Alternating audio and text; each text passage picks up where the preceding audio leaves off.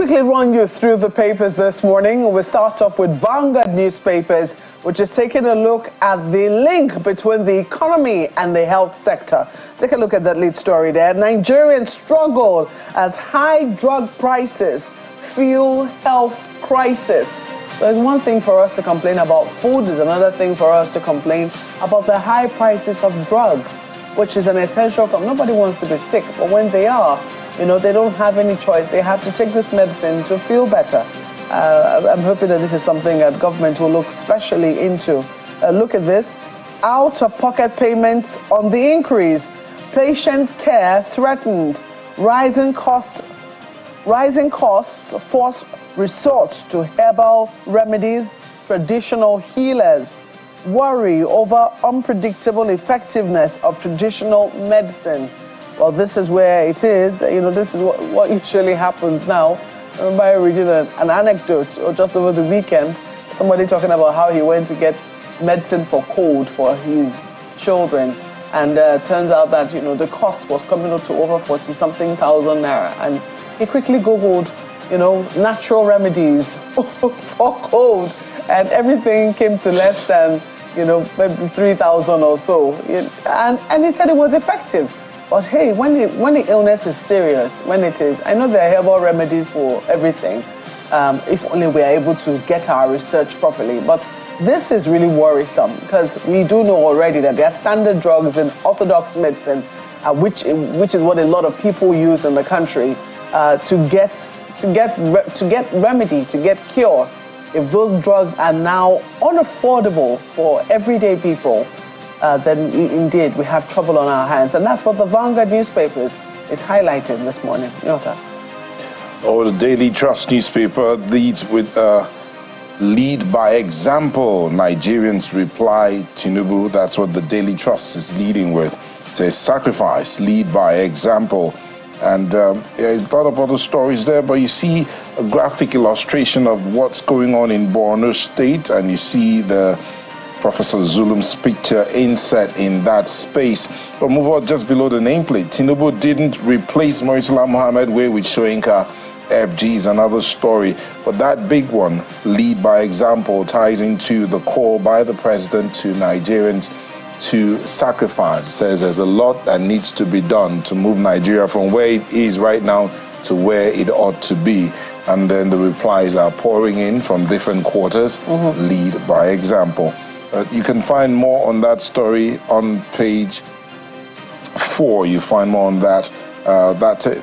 Leave it there for the Daily Trust newspaper. Well, take a look at the Guardian newspapers. They are also looking at the economic angle to the health problems we have right now. Out of stock, they say. Anxiety as 200% hike. Scarcity hit hospitals. Essential drug market. That's the lead story on the front page of the Guardian newspapers. An illustration there brings it home, the plight of those who are currently in hospital and having to seek medical care. Doctors worry over unavailability of drugs for their patients, resort to herbs. The story is on page 6 of the paper. That's the Guardian newspapers this morning. Tribune newspapers here, Nigerian Tribune. Tension in Rivers over control of LG councils as tenure of chairman expire. That's their lead. Youth storm LGA secretariat, ask chairman to vacate office. Police warn troublemakers. You'll find more of that on page 4. But that picture there is quite interesting. The former president, Olusegun Obasanjo, in a picture with the First Lady of Nigeria, says Oluremi Tinubu, after a visit. I think he visited her and to mark the Salah celebrations. Says visited the First Lady in Lagos on Monday. But below that, you see a tie to that story we talked about from the where response to the president. Obi kicks against proposed purchase of presidential aircraft. Says government plan to buy new jets demonstrates extreme insensitivity to citizens' struggles.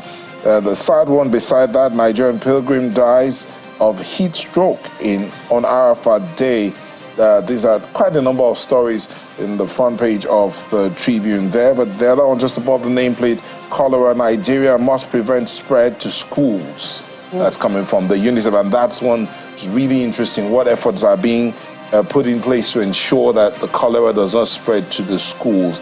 And we do know that there are some schools that have issues with sanitary conditions, and all of that needs to be looked at, and real quickly too. But that's it for the Tribune. Yeah, especially boarding schools. That's something that needs to be looked into. Boarding schools, there needs to be particular attention paid to boarding schools. But let's take a look at the Daily Times this morning, and you see it right there. Obi faults plan to purchase presidential aircraft for Tinubu. Shetima says plan unacceptable, shows disconnect with people's plight.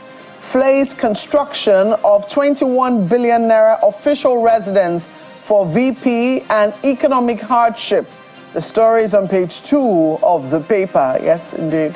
The presidential candidate of the Labour Party in the last elections, still speaking very strongly, doing what the opposition party should be doing, calling those policies and actions to question. And that story is right there on page 2 of the Daily Times newspapers. The blueprint. Experts slam Labour over minimum wage, urge new approach to negotiation. That's a Blueprint's lead story. Say going beyond 62,000, dicey for FG, want cost of governance reduced. That balance of renegotiating cost of governance, it's a, as we say, it's a ping pong ball that needs to be, where is it going to next? But that one cost of governance reduced, one of the riders. But below that, you see Tinubu's reforms meant to refocus economy, achieve sustainable growth.